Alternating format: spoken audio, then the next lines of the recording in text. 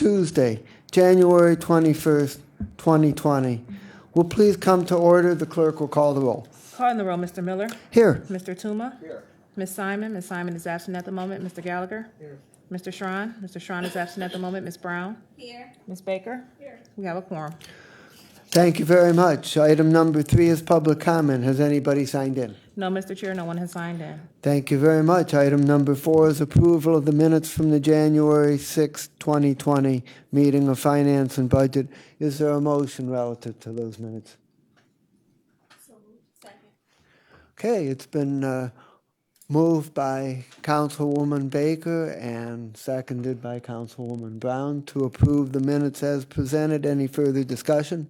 Hearing none, all those in favor say aye. Aye. Any opposed say no. Ayes have it, minutes are approved. Matters referred to committee are none, and we have our one primary discussion item for the day, which is the review on the ERP project. Jack, please come forward.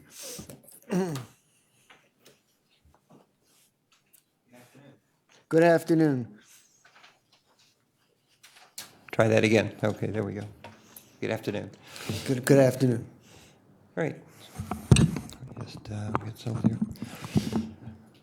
I'm Jack Ryan, Program Director for the ERP project for Cuyahoga County, and appreciate the opportunity to do, I guess, what is a bi-monthly update for ERP. That's about what we're doing, yes. Yes, sir. Okay. What I want to for today, I want to follow this agenda. Just give you a program update, talk about finances, and talk a little bit about our accomplishments.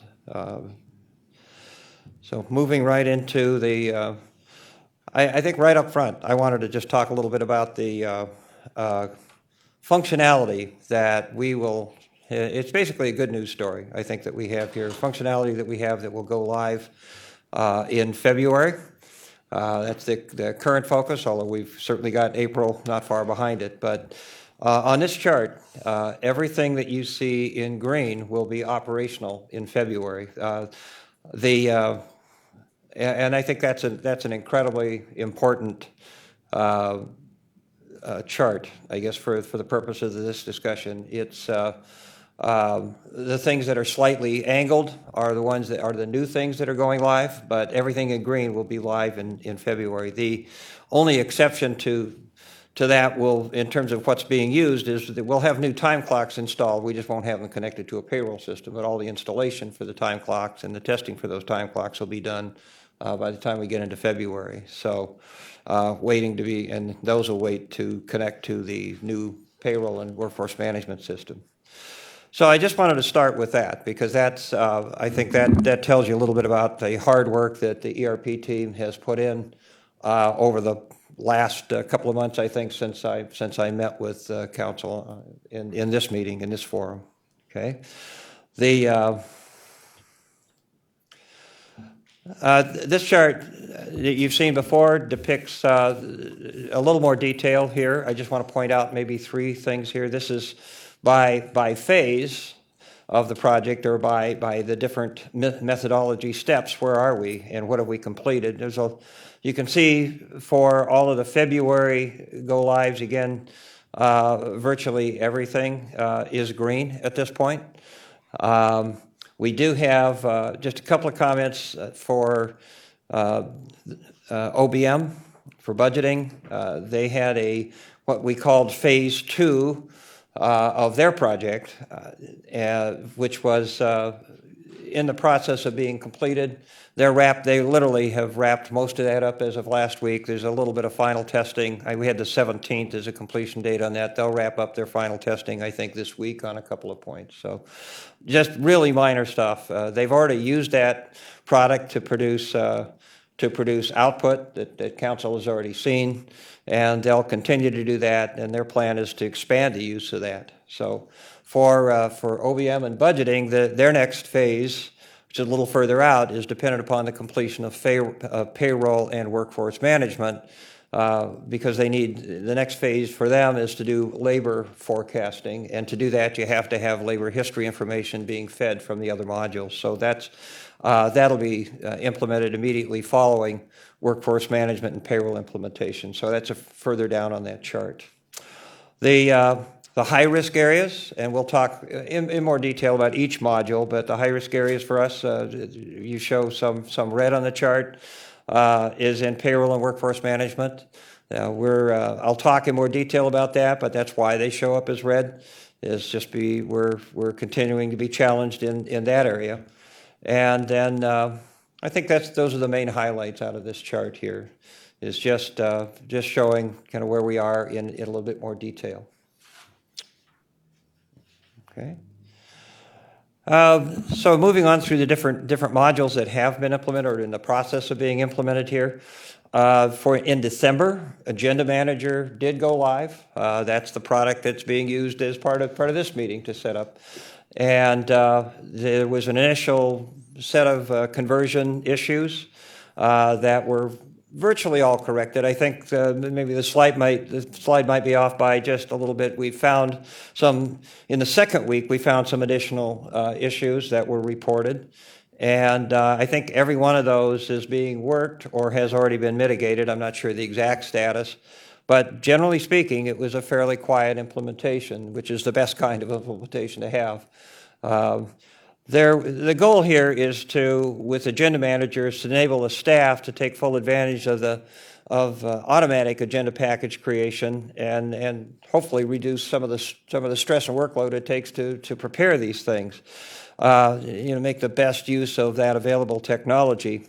One of the things that surfaced in a previous discussion was, well, can we automate some of that more to reduce some of the paper and the paper production of packages and that kind of thing? Since we met last time, I did take the time to track down the fact that we actually have software that does the automation of the agenda package, and if it's been implemented in, let me get it right here, Fitchburg. And I just left the link here for anybody that wants to look. If you look at their site, they're using the same software that we would be implementing. This is for further discussion with council, and if council wants to go that direction, we can. That's a little mini project that could be put together to take the next step. I think what we want to do is get the first step done, which is to get this upgrade done, which is necessary for any of that to happen.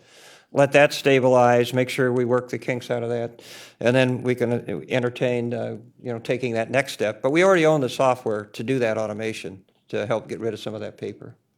Okay. All right.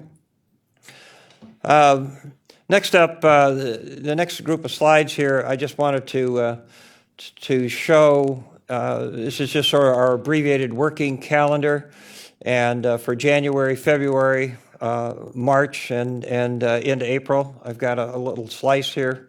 Talk about some of the activities that are going on and some of the challenges there. So for January, you see the go-live schedule, which the cutover for our February go-live starts in January the 27th with a go-live in February. Currently, the go-live is scheduled for the week of the 3rd. And that's the target that we have. That continues to be the target that we have for our go-live for February. The payroll UAT preparation starting date is supposed to be the week of the 27th for payroll. We're working in preparing for that. Our prep for payroll UAT is running a bit behind schedule. That doesn't mean the entire thing is running behind, the entire area is running behind schedule, but the prep for UAT is running a bit behind schedule. And we'll talk a little bit about payroll challenges here in a minute, as I mentioned here. The IST for, and I apologize for the coding here, that ARGMBL, what that is accounts receivable, grants management, billing, and asset management. That's what that line is.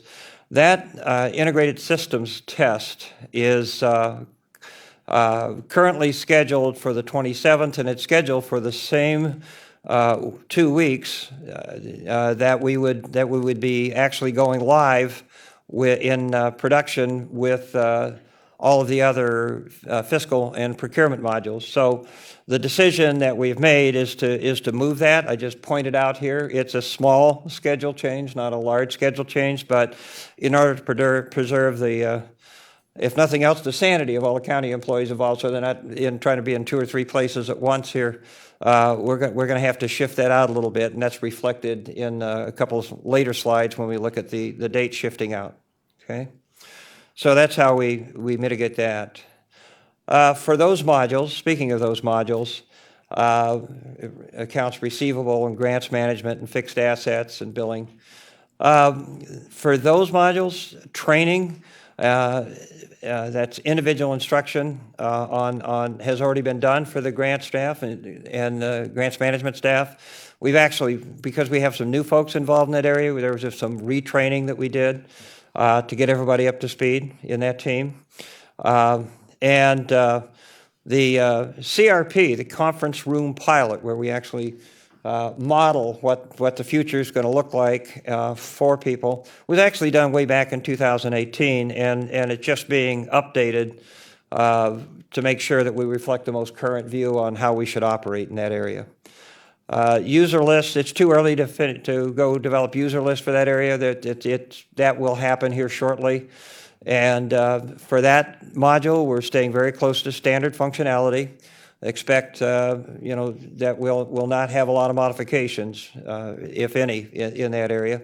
And we're preparing for IST, Integrated Systems Test there.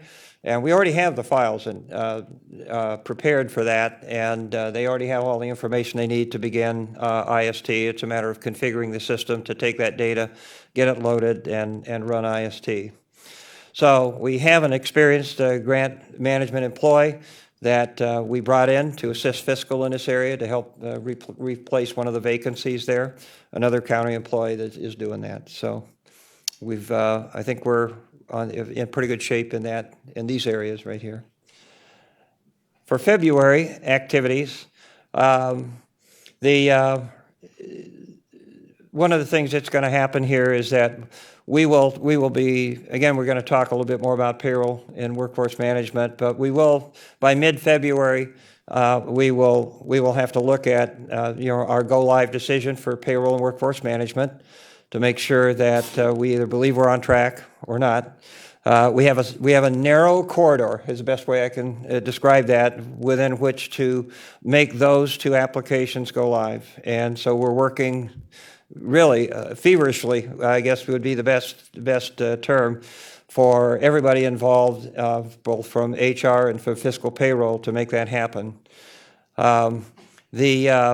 Based on that schedule, we would, just to highlight that, the first time that we would actually, based on our go-live schedule, do time collection under the new system would be the 16th of March. That's the pay period that starts collecting time on the 16th of March. So that's a very aggressive schedule, but that's the way we have the calendar right now. Procurement, accounts payable, and treasury. Training, we've got about 42% of the training that we had planned, and this is the February go live, the next big one coming up. 42% of the training has been completed. We're on track for training. In fact, we're overbooked for training, I'm told here. We've got a high demand for training, and every seat plus some are filled. So that's good news. We've got the right people involved. Security access is largely complete. We still have some agencies with separation of duties. That's what that SOD stands for, separation of duty questions. There's some things that you can't have. You can't have somebody procuring and paying for material all, and receiving it all in the same person. So we've got some separation of duties issues to work through with a few agencies. We have a process for doing that. The design is frozen, meaning it's done. We're not adding anything to the design, is what frozen means in this case. Technical issues, we still have a few, just a handful of technical issues that need to be resolved, and we've got folks working through that. We do have weekly go-live checklist reviews of various sorts. And I wouldn't be alarmed by that. I know we had a discussion right before the meeting started here about that. But you know, that those meetings happen on a regular basis, and they will continue to happen right up until go live. So to make sure that we're dealing with things immediately and removing any blockers that we have to the go live process. That's a pretty normal process to go through in any ERP implementation. So. We also have RSM, our third-party consultant, that is in the process of preparing their evaluation of our go-live readiness. And we share that with our team and with the whole management group as well. So we have our own go-live checklist that we run within the team. We have RSM take a third chair look at that, and then we put all that together as we get ready to make the final decision and make any minor adjustments to timing and go live that we might have to make. Not anticipating that right this minute. So we're still doing communication related to that. We have biweekly meetings. We have directors meetings. We have some larger some meetings planned with larger non-executive agencies and executive agencies over the next couple of weeks, just to make sure we're answering any last-minute questions that people have, to make sure that they feel like they're communicated with.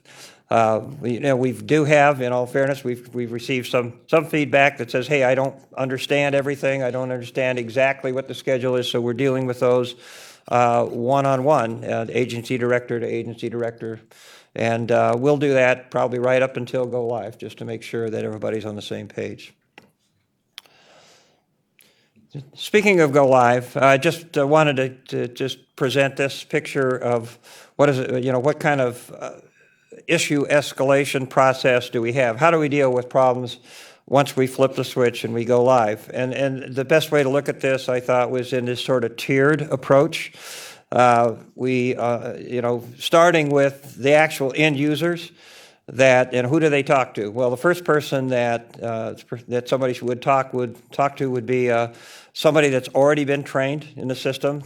We've trained, I think, virtually every a person that's actually a buyer in every agency, I think will have been trained or close to that. And then we have some other subject matter experts. Who knows the agency's business better and has been through training? So those are really our first line of support. So when somebody calls in and says, I have a problem, the first question they're going to get asked is, have you talked to so-and-so within your agency, whoever that person was that got trained? If the answer is no, then we might send them back to have that discussion, before we take on the problem. So once we've gotten to that level, the next level up is we'll literally have a war room. That's kind of the picture that you might have of a real live war room. I've been in real live war rooms before where you have maps on the wall and you're tracking the action. Well, this is similar to what's going on. I don't think we're under attack, but at least I hope not. But from that standpoint, we want to have, it's the kind of environment where you literally can have people talk across the room and immediately access the expert in a particular area, answer a question on the phone. Have somebody with the ability to reach into somebody's computer, take control, show them how to do something. All of that kind of capability will exist in one room at one time, and we plan to run that. Currently, we plan to run the war room for about 2 weeks. Okay.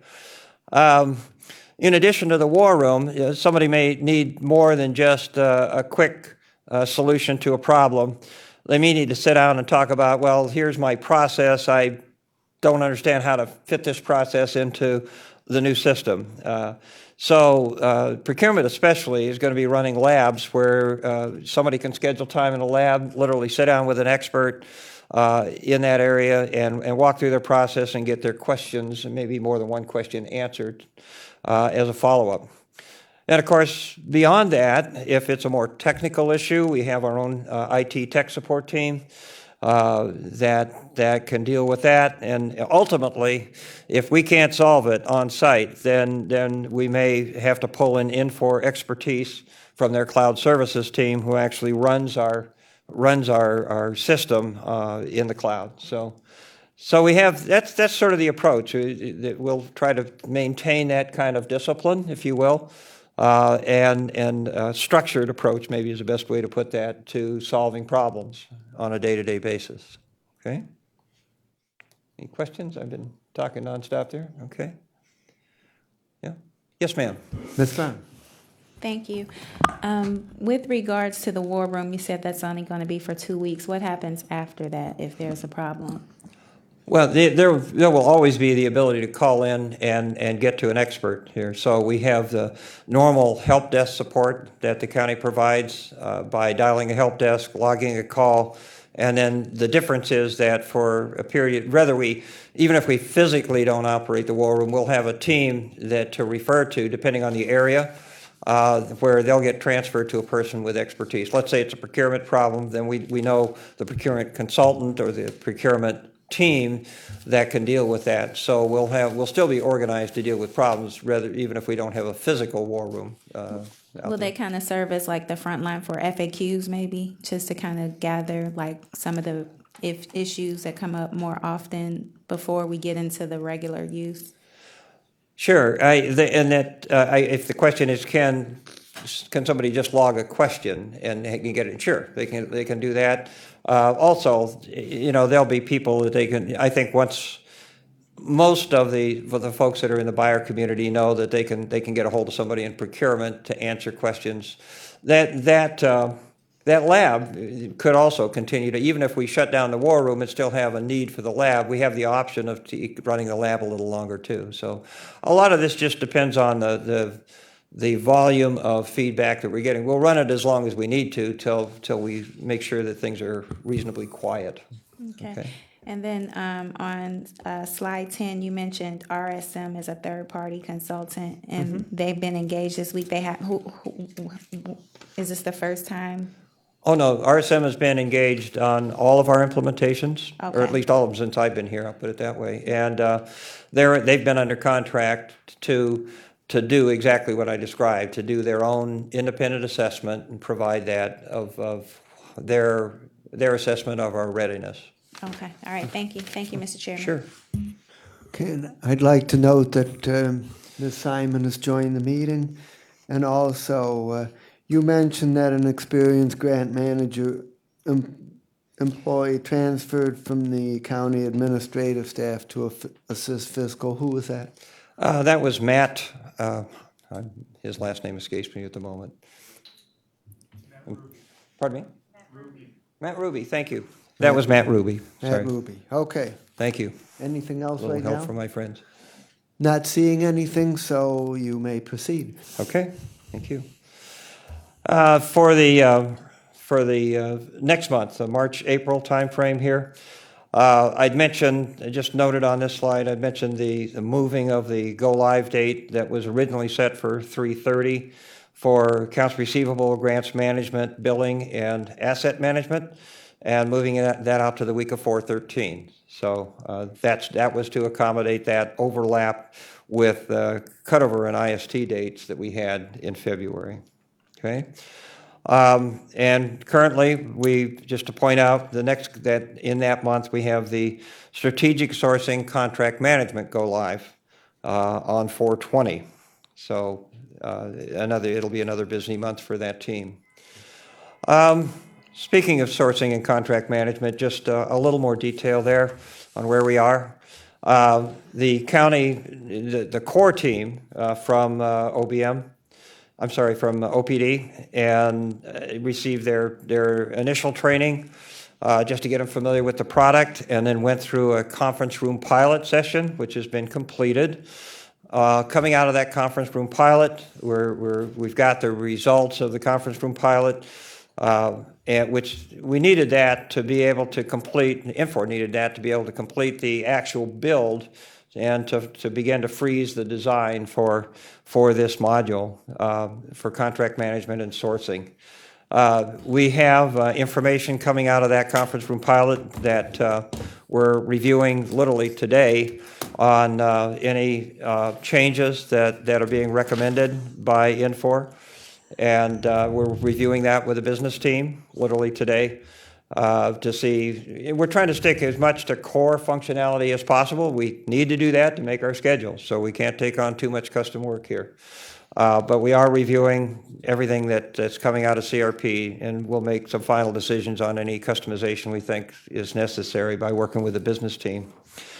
One of the highlights of this that makes this a challenging thing to do is that we've got about 4,000 vendors that we're going to have to re-register. And with the planning for putting that together on how do we contact vendors, how many times do we contact vendors, in what form do we contact vendors, is all being put together literally over the next couple of weeks. One of the advantages we have that I mentioned under staffing here is that we have a 29-year former OPD experienced staff person that come back on a temporary basis under contract, Rich Opry, that was mentioned, I think, in some previous meetings. Rich is helping with us, and he was actually responsible for some of the vendor registration that was and the details that were done the first time we implemented a procurement system. So back 10 years ago. So we're glad to have him back and to help with that entire process. And I think the other thing to note again here is that we're just dealing with time conflicts. We have the same staff that's implementing procurement in February is also doing all of the reviews for the procurement in April for contract management. So it's literally the same staff doing both things and doing double duty. So they're working real hard at this. They're making good progress, but they're working real hard at getting that done. Okay? Okay. For payroll. So we have, where we're at with payroll is that we are right in the midst of, we've been for the last 3 weeks, I believe it's 3 weeks, have been putting all the pieces together to do parallel payroll runs. And what that means is to take a pay period, in this case we took pay period 11/23, November the 23rd, and took that pay period ending, and we took that data, converted it, and ran that same data through the both through WFM for hours, workforce management, which is the timekeeping system for hours, and took that same data and ran it through the payroll system so we can verify, primarily in the case of payroll, verify the output dollars. That is by comparing the dollars that we get for each employee check in detail, all the different categories of things that show up on your check. By comparing those in detail, the output of those from the new system with the old system, let's determine, the goal here is to make sure that we're comfortable that all the calculations are working the way they're supposed to, that we have exactly the same results or we have explainable results, that we know exactly what's going on with this. It's been challenging. There's lots, when you try to take an old system, I mean, we're running a 30-year-old COBOL-based system, literally for payroll, and taking that data and doing a complete conversion. We've got new codes, new way of doing things. The data itself is challenging, so therefore the comparison has been challenging, but we are still in the midst of doing those comparisons. The last of those payroll runs for now has just been completed, literally about 10 o'clock last night. There's a new comparison being run. This is our second pass at the comparison. And we've got a validation team that'll be working over that data literally today and through the rest of this week and probably the weekend. I would point out that almost all the time for the county is going to be going through the new workforce management system and the new time clocks, except time for BODD, juvenile courts, and Board of Health, who are maintaining their own chrono systems, and we've written an interface that translates their time into what we need to have it input into the payroll system for the new payroll. So I think the important thing on decision-making here for payroll, I mentioned we have a very narrow corridor to fit in, and what are the elements that go into that decision? Well, that little picture on the right here, right-hand side, is what I put out there to sort of depict that.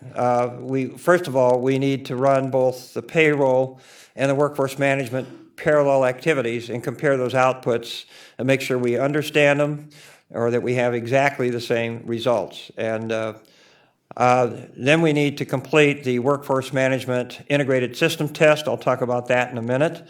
That's, I've been before this body before. We've talked about somewhere on the order of 2,000 different work rules because that come into play that are fairly complex because we have 38 unions and 4 employee handbooks that we deal with that make up those rules that had to be interpreted into code. So the IST, Integrated System Test, is taking those rules and testing each one of those rules and basically testing it by CBT group or union group codes and looking at the output. So that's a laborious process. It's very manual, but it's very necessary. So that has to be completed. And then we really, following that, we put all the pieces together and run a combined UAT where we start at the beginning with a time clock and end at the end with a paycheck for specific scenarios. What happens when we hire a new person and bring them in? What happens when we terminate somebody? What happens when we change a pay rate and so forth? So take all of those scenarios and run them end to end through both workforce management and payroll, including the time clocks. So all those things really, all 3 of those things need to happen before we're comfortable making a final go live decision. But that is in fact what we're working on right now. Okay. Any questions on that? Yes, ma'am. Ms. Baker? Just a question on the RSM that will be verifying. Will they also be involved in this piece? Yes. So they will have to agree that we're ready to go in payroll? Yes, ma'am. So they will, just like we have for the other ones, they will provide, they'll provide input to the executive team. That'll be part of the whole decision-making process. And you've said you ran a test November 23rd payroll? Well, we have used November 23rd for this last set of tests that I mentioned here. Right. We will continue to use the next set of tests. We'll pick the next pay period, Okay. and we'll keep moving forward. Right. From my perspective, we probably can't ever run too many parallel Right. payrolls, but these are the 2 that this is the one that's in process right now. In your judgment, given you've done one and working on a second, what do you think we're going to make our 316 go live? Are the results coming out close enough where we can overcome the issues? I think that at this point in time, I wouldn't want to make that call today. I think mid-February is the time to have that discussion. Okay. Right. We've got, what I do know is we have a team that's working very hard to achieve those dates, and we're going to continue to do that, and very hard being defined as we've got people working nights and weekends to try to make the dates happen and meet that narrow corridor that we're talking about. Will you let us know mid-February Yes, ma'am. where you're at? I'll be happy to come back and rebrief that. Okay, thank you. Okay. All right. Okay. The next piece here is for workforce management. This just tells you a little bit about the complexity of the testing here. You can see that without taking a deep dive through the chart on the right-hand side here, but we've run our first, and now in the process of running our second major comparison of hours. This is, the payroll, we're interested in the dollars related to the hours here. We're just interested to make sure we're processing our hours through. And this is the testing of each one of those 2,000 or so work rules. And the testing is done with scripts. So that script terminology is what you see in the chart. So there's about 1,000 scripts, a little less than that at this point. And we've got most of the script, the actual first pass at the script testing has been done. And on the bottom of that chart, you see that we've logged quite a number of defects that are being corrected. And the defects are being corrected pretty rapidly. But there's a couple of hundred defects that need to be retested. 219, I think, is what we're showing on the chart right now. There's not a one-to-one relationship between a script and a defect, but really those 219 defects translate into probably a couple of hundred scripts. It's almost one-to-one, not quite. So a lot of work to be retested right now. And keeping in mind the payroll team in HR is the one that does that testing, because they're the ones that deal with all the hours for employees. And every other week, they're actually running payroll, so that makes it a little more challenging. But even during this week, there's going to be testing going on, okay? Any questions? So Yes, have sir. we made progress since last Thursday on this? We have. Actually, this is a different chart than you might have seen before. We have, on the previous chart, I think we had, I don't remember the number, we had quite a number of scripts outstanding that had never been tested. And in this chart, we've completed all the testing for the scripts in the first pass. Now we're into retesting those results. So the Okay. team has Yes, made that is significant progress, yeah. I think the total outstanding was over 300 in the last report when you counted the defects plus the ones that hadn't been started. Right, so we're down, we're down 100 from that number. I think you're approximately right. That's good progress, So, okay. yes, sir. So, okay. I'll Sorry. just share with the committee in the meeting that we had with the staff meeting we had last week, we were told that that we needed to get this down pretty low by the end of next week to be on track. So, Yeah. so the fact that we've reduced the number of outstanding issues by a third since last Thursday is promising. Yeah. Yes, sir. So, and again, the challenge is this week's payroll week, so we've got staff tied up in multiple places, but they're working hard on this, so, okay. So that's the last of the individual module updates, just moving to just a program overview. Charts that I think we see every month here, but we're currently setting program-wide, we're setting it at 84% complete at this point. So that's significant progress, just I think since the last time we met. Project timeline, I think it just reflects, I'm not going to spend any time here, but it reflects the dates that we've seen in the detailed weekly schedules that we've already covered, and it's there for your reference. Top 3 challenges, I think I've covered this, but to just circle back on this one more time. So payroll and workforce management schedule, on track, but very aggressive, very narrow corridor that we have to try to fit into. The strategic sourcing, contract management, OBM or OPD team, doing double duty to try to do 2 implementations almost simultaneously, offset by just a month and a half or so. Very challenging. They're doing a great job on keeping up with this.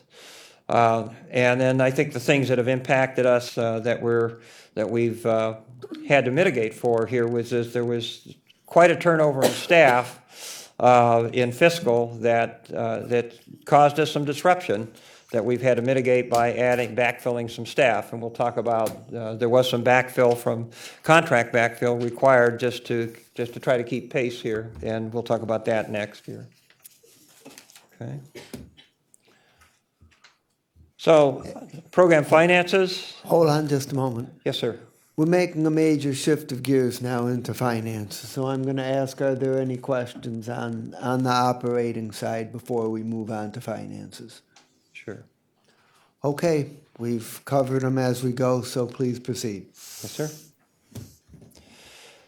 This is just shows you the progression of budget expenditures. On the top of this slide, you see the history of I guess going back to at least June of 2019, so you can see what the changes have been, with the most recent one being on the bottom here for as of December 31st.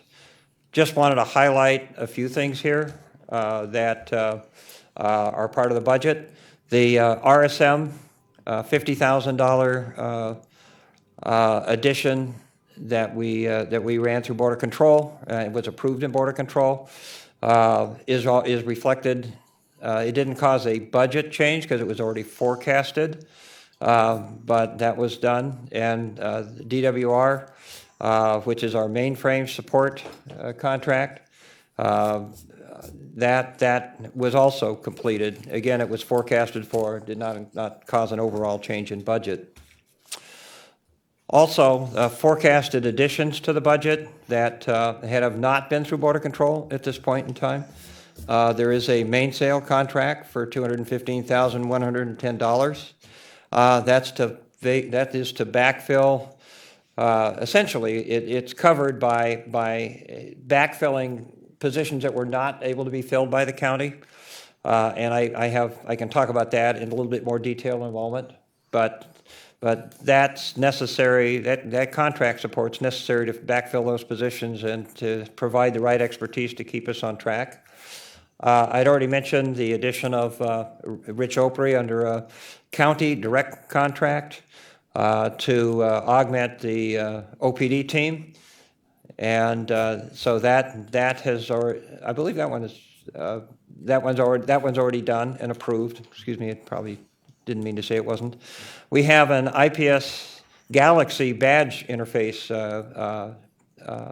contract amendment that'll be going through Border Control, and we're finalizing that during this next 2 weeks. Already discussed and now added to this budget is there was an estimated $35,000 of printing cost. All these training manuals and various things to distribute to 700 plus people was estimated for the entire program. We just made an estimate of $35,000 and made sure that that was in our forecast. We show a slight increase in the estimated forecast for county employees working on the ERP project, which are now capitalized into the project. And then in order to augment our training, the last item here, this change order 50 that was already approved by Border Control, it was $0 increase to the Infor contract. We moved some money to cover that from a fund called the Campus Fund, which is part of our Infor contract, to give us some additional training. And those trainers are actually on site this week and next week doing what we've asked them to do here. Which is to supplement our training, allow us to train more people than we would have been able to train with just our own staff. So those are the identified changes or highlights, in some cases, to the budget. Any questions?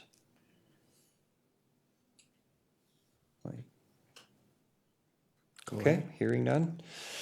I said I would cover the mainsail contract addition here briefly. So the $215,000 for the mainsail contract is actually offset by $219,000 of unused position funding. These are the positions that are being backfilled by mainsail. So the net effect, while this is an addition to the ERP budget, the net effect to the county budget is actually positive rather than negative in this particular case. Okay. Okay. So I was going to ask this in the last slide, but then you brought it right back again here. So the unused position funding total, that means we have no desire to fill those positions for the 219? No, actually, let me just go to the next slide to answer the Okay. question. All right. Okay, the next slide has specifically which people and which vacancies created those unused funds at that point. Okay. So it's not that the county has the desire to fill these positions, and in fact is in the process, or in some cases has actually filled them, but for these specific periods of time, Okay. that's what made those funds available. So that's how we computed the offset, if you will. I see. Okay. I do Okay. remember that. Thank you. Sure. Okay. As we near the end of the presentation for today, just to highlight training again, here's the training schedule. We've completed all the training through last week. This week we have on schedule. It's actually going to be more than 112 people, I think. I think we overbooked that one a little bit, which is actually not a bad thing.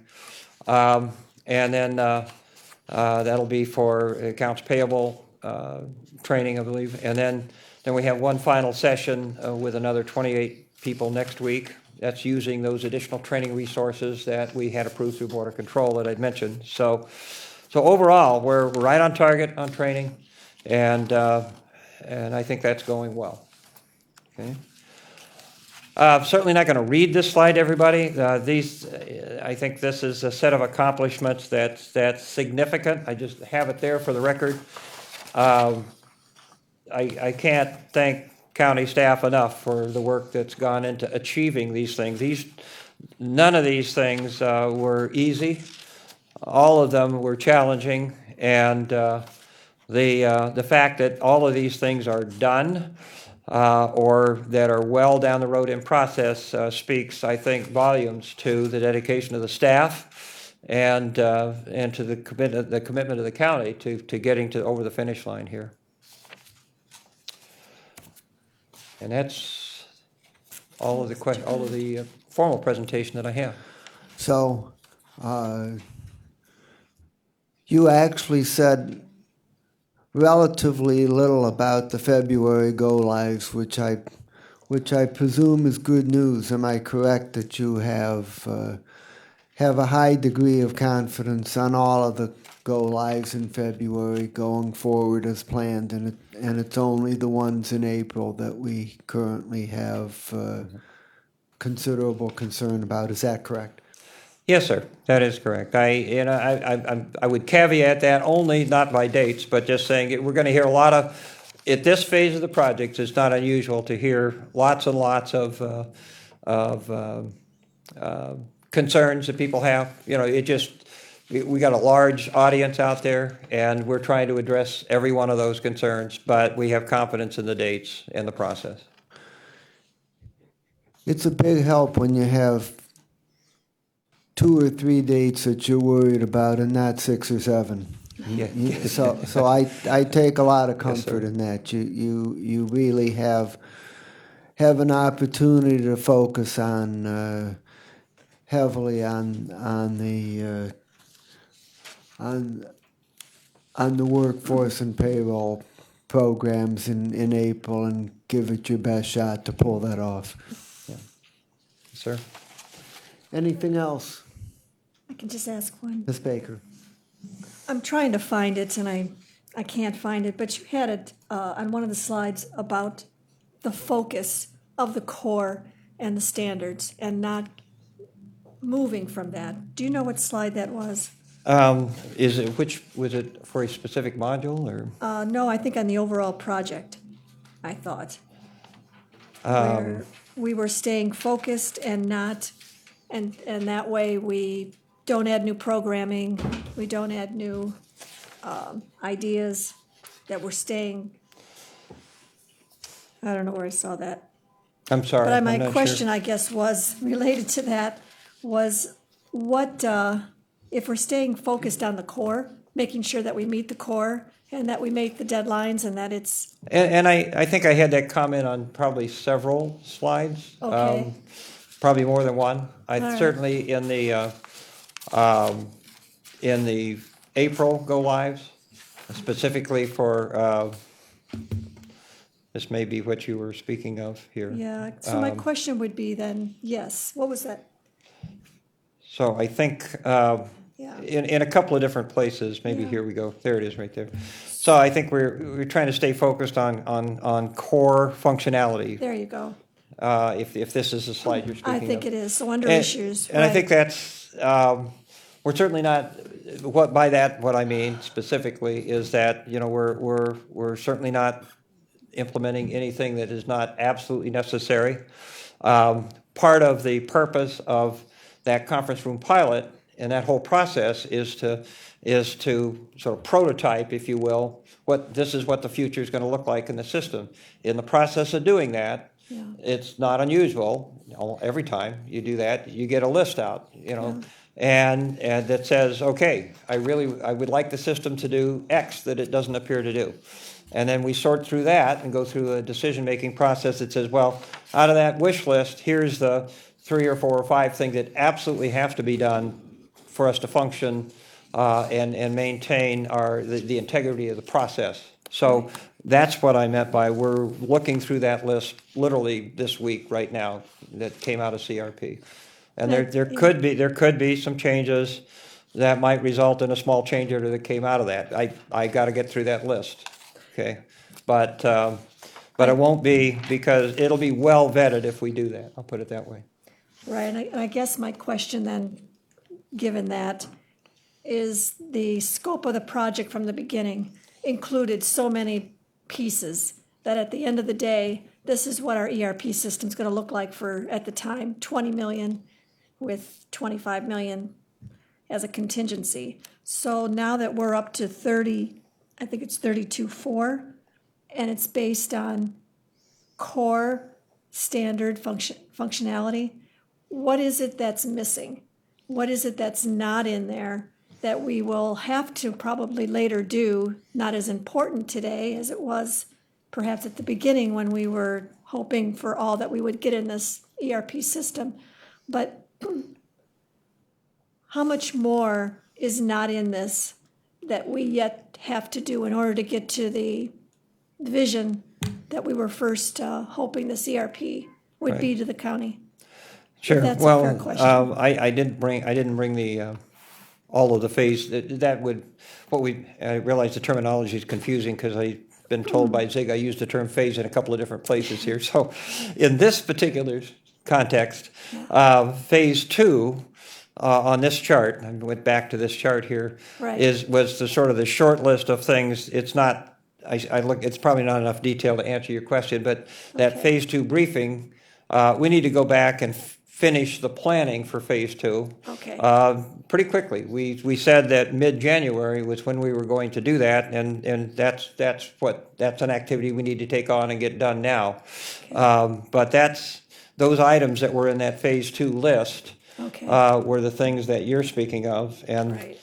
well, I don't have the slide up for that. We had talked about expense management, talent management, total rewards, and further expansion of GL for all agencies, further expansion of HR for all agencies, and some direct interfaces to EAM. Okay. There may be a couple other things, but those were the things that I had briefed a couple of months ago, I guess. So that phase two, December 2020, gets us to the finish line of what it is that we anticipated the ERP system would deliver? Well, those are the things in phase two, and then we have not nailed down, we said that we wanted to get those done by the end of 2020. We may, we want to make sure they're planned out correctly, and that part of the challenge here in doing these things is that we wanted to do that primarily with county staff. So as we go through the planning for this, we want to make sure that we have all the right staff on board to accomplish that. Now hopefully that gets us done by the end of 2020, but it might take a little longer than that to try to do it with county staff. Okay. But I think that's the most desirable path to map out. Okay, thank you. I didn't really see that third column there at the time. I appreciate it. Sure. Okay. Other questions? Anything else? Thank you very much. Thank you. Good luck. I hope we can keep it on track and get it over the finish line on time and with no further deterioration in the budget. So we Yes, sir. hope we can accomplish those things. Well, as I tell my project team all the time, I'm not sure luck has anything to do with it. Last time I checked, God's still in charge. Okay. Thank you. Okay. Thanks very much. Is there any miscellaneous business? Hearing none, thanks everybody for your attendance and attention, and we will be hearing from Zig Berzens in Committee of the Whole on Thursday morning at 10 o'clock. We stand adjourned. Thank you very much.